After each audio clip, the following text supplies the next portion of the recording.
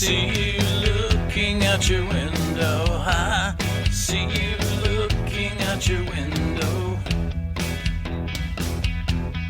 What do you see?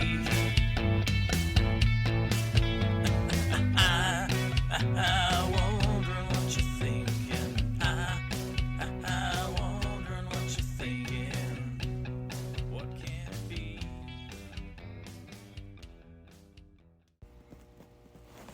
Welcome back, everybody. You've got the professor. My name is Darren. This is my lovely wife, Kim. Hello. And we're going to talk about the wrap up with the investigation that we did over in Hortonville. So, lots of activity. I know one of the interesting things is when Anthony, our camera guy, been working with him now for about, 20 years now. It was kind of interesting because he was trying to get a shot of me putting some of the equipment together over in the living room, and his camera refused to focus. It was focusing on something that was about 5 feet in front of me, so that was kind of odd. So there was something there that wasn't allowing his camera to do the autofocus. He had to switch to manual, and even that was kind of a chore. And I do know in that area is where I had the activity with the smaller SLS camera, both in that corner of the living room and on the side of the couch in the, I don't know if you call it the secondary living room. So interesting stuff. So we did have a lot of activity going on in there. And I know Kelly and Dylan had talked about some of the activity with like bells ringing and stuff swinging and cabinets opening and closing. I don't think, did it say anything about the refrigerator door? No, but the light on the light in the dining room was doing something all the time. Was that little crystal pendant? Oh yeah, there was a crystal pendant that was hanging off that, and that thing was spinning. Yeah, so they tried to duplicate it by wind and stuff, and that wasn't it. yeah, so something was going on in there. And I know when we did our first investigation there, Dylan had come along, and it seemed like the basement was where the hot activity was before. I know a couple contractors, when they had worked in there, they were telling Casey that there was a lot of stuff. They didn't even want to go down there. They just want to get their job done and then get out of there. But when we were doing our stuff, it seemed like everything was either a little bit on the main floor and then the bulk of it up on the second floor, where now the basement ended up being calmer. So that was kind of interesting on that. Now, I know you did more of the walk around with Kelly than I did. What type of stuff were you feeling when you guys were walking around? Because I kind of stayed in the main area with the other equipment. Okay, so Kelly and I went for a walk around, and she showed me. First, we went outside, and we went to the garage, and there was something there, but it wasn't a bad thing. It was more of a guardian kind of a feeling. So Explain. when we were there, it was a spirit that just wants things cleaned up. So the more things got cleaned up, the happier that it is. And it just doesn't like to have clutter. So we just talked to it and said that we'll just work on getting the rest of the mess that was in that corner all cleaned up. And that was fine. So because they had seen something on the fence line and something going on towards the garage and the fence line. No, I know Casey had talked about some of the water running underneath the property and being almost right next to that, big body of water, just behind the house there, Native American history, folklore, and all that stuff. So, and the river, the stream was relocated. Yeah, it always makes stuff more complicated too. Yeah. So that was outside. What type of activity or things were you feeling when you walked around the house with Kelly? I didn't feel anything really bad outside. And then we went upstairs, and I could still feel presence in that one room.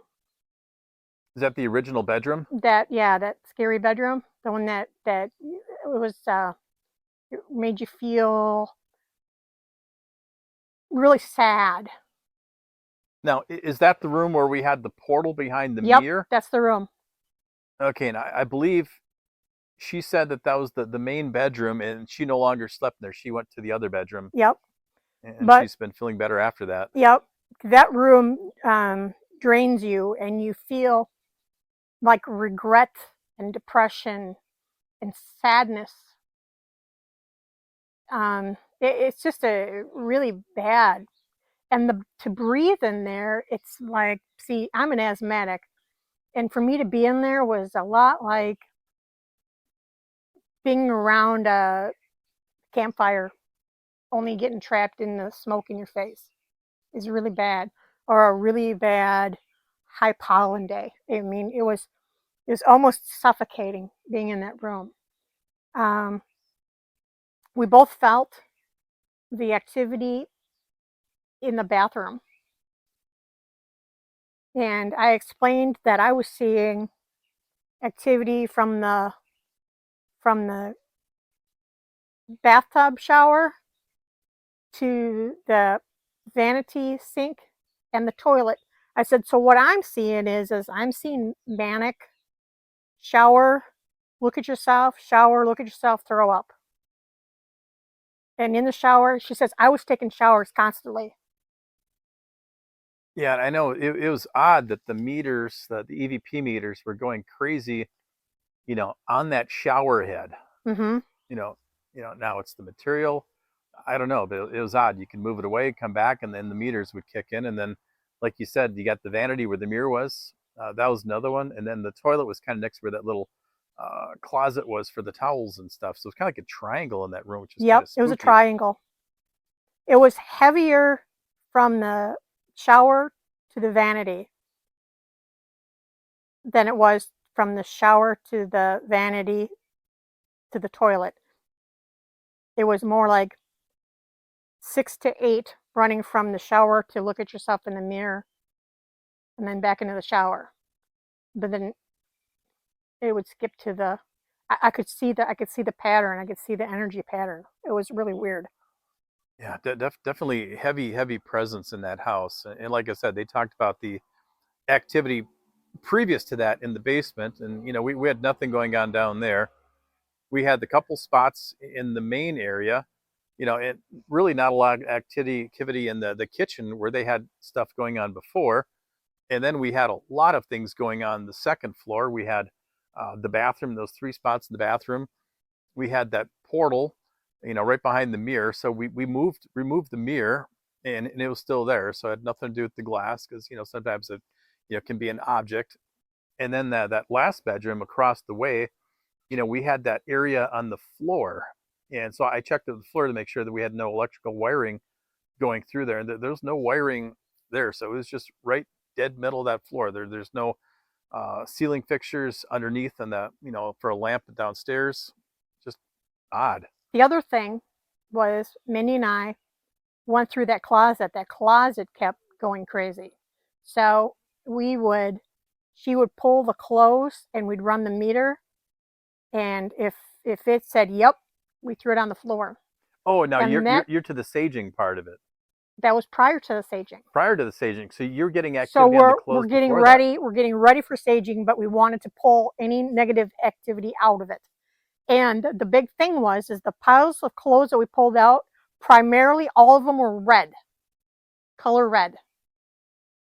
And so out of that pile, also those clothes were donated clothes.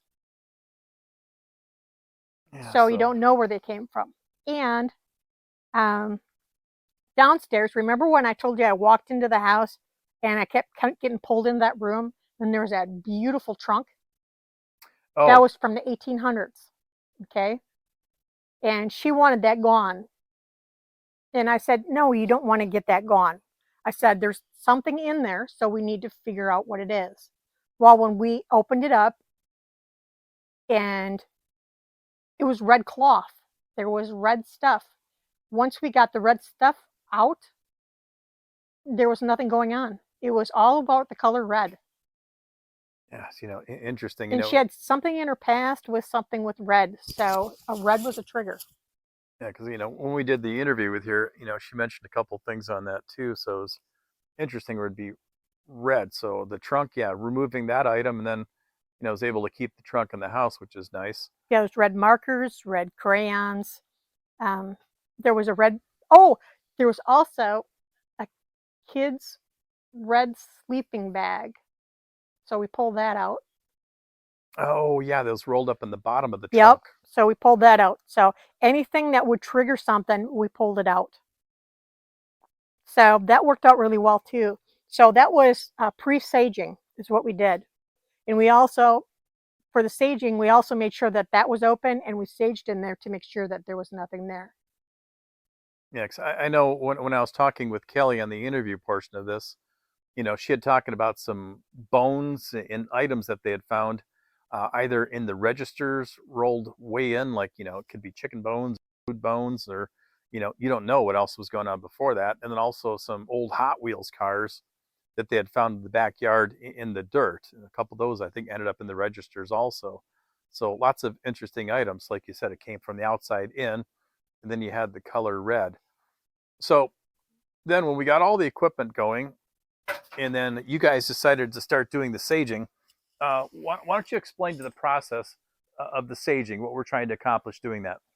So when we're saging, what you do is you start at the bottom and you want to get every nook and cranny. You want the drawers open. And so you're basically, they can't stand the scent or the power of the sage. And there's 3 different sages that are in there. Okay. So between that and the bell and the prayers that you do, it casts them out of where you were at. So we started in the basement and then we got to the top. From the top, then we put a blessed cross above the door. So they're not coming there. We have a door open or a window open so that they can escape, because escaping for them is good. So we did that, and then we went.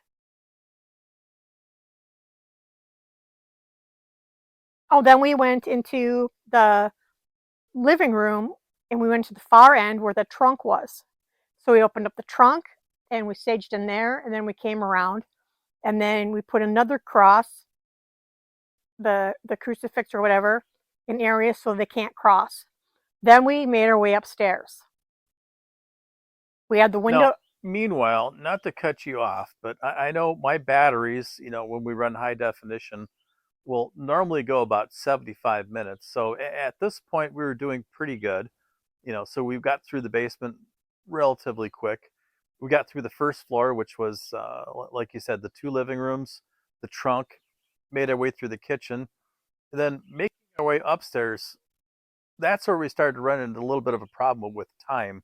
So tell everybody what happened when we got to the second floor. So we started going up the stairs, and then all of a sudden we had problems with the camera died. My phone died. So it was drawing electricity. So this thing was ready to do something, because when it starts sucking energy, it means it's ready to do something. Now, while we were up there discussing what we were going to do, there were shadow figures that went across the hallway and into that one spooky room.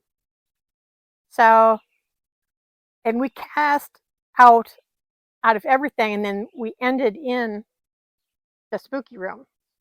The one with the mirror with the portal. The one with the portal. Yep. So we ended in that room. We had the window open there. At first, the window didn't want to open. Yeah, it was like it was sealed shut. And it was like, she says, I have that window open all the time. I said, well, that window don't want to be open. So they reefed on it and they got the window open. Then they put something to keep it from coming down, because after they reefed it up, then it started coming down, which made no sense.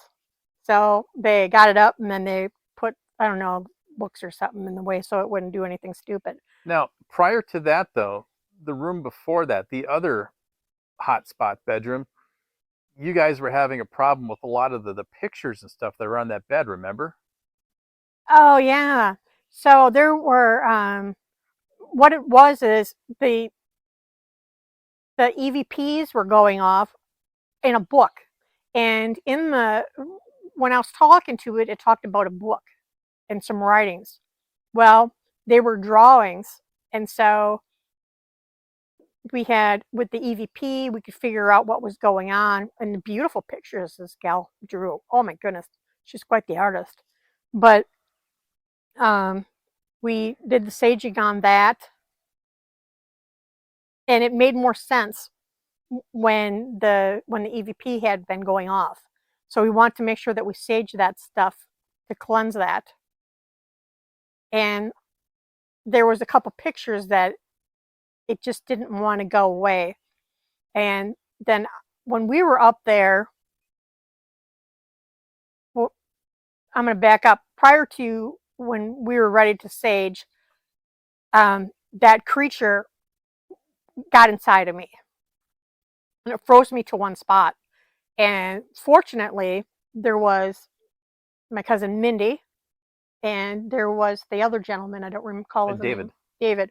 And so they were throwing the holy water and scooping the energy off of me, and the meters were just sky freaking high. I couldn't move. There was nothing that I could do. Thankfully, they were there, and they were able to calm us down, because I was physically frozen in one spot.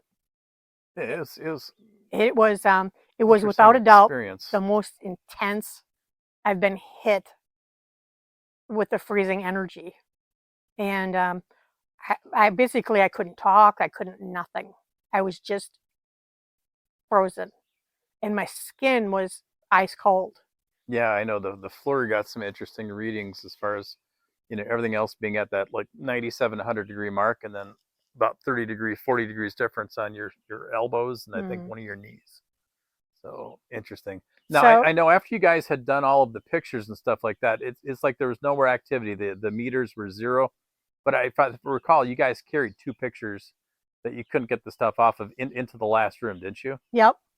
Anything that we couldn't get the meters to go down, we put it into the last room, which was a spooky room. And from there, we were able to cast it out. We got in the closet, and it was the closet window that we opened to get the stuff out. Now, you're making that sound fast.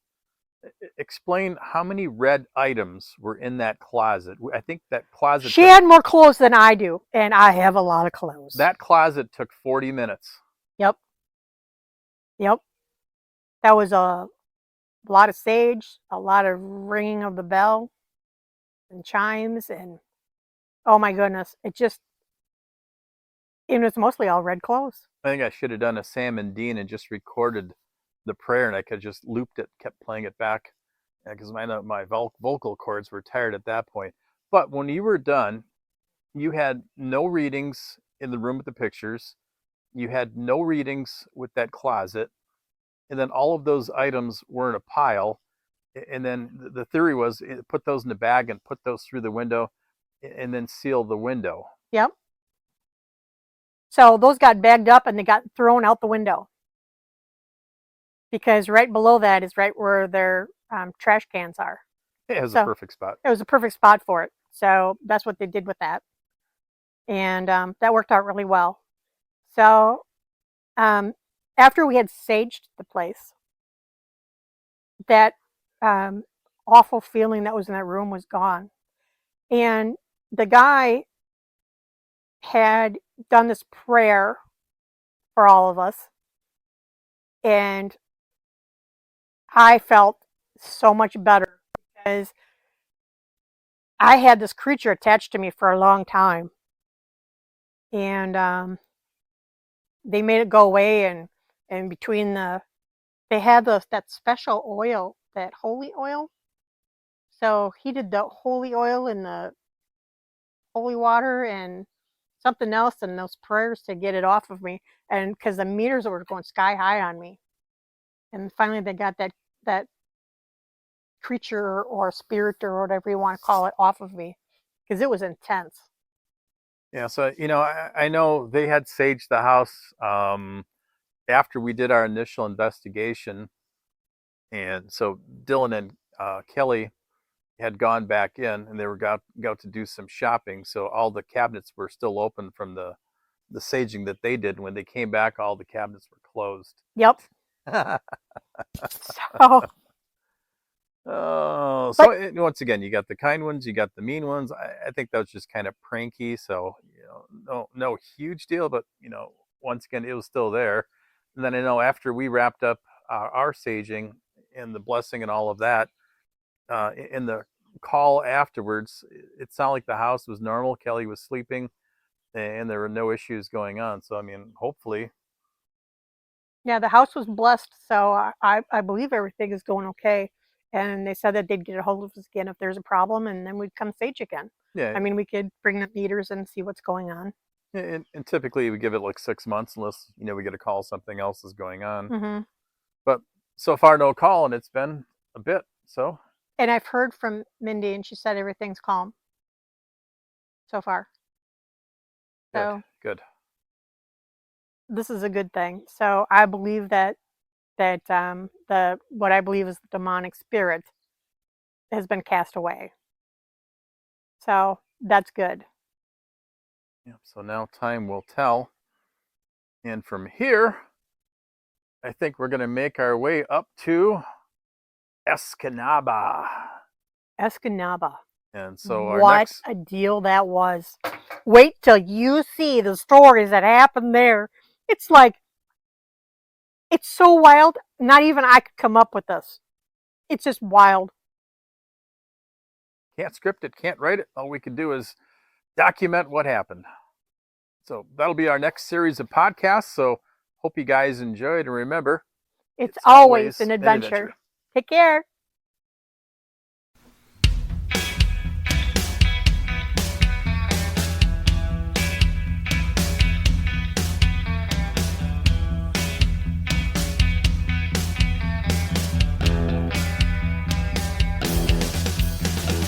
I see you looking out your window. I see you looking out your window. What do you see?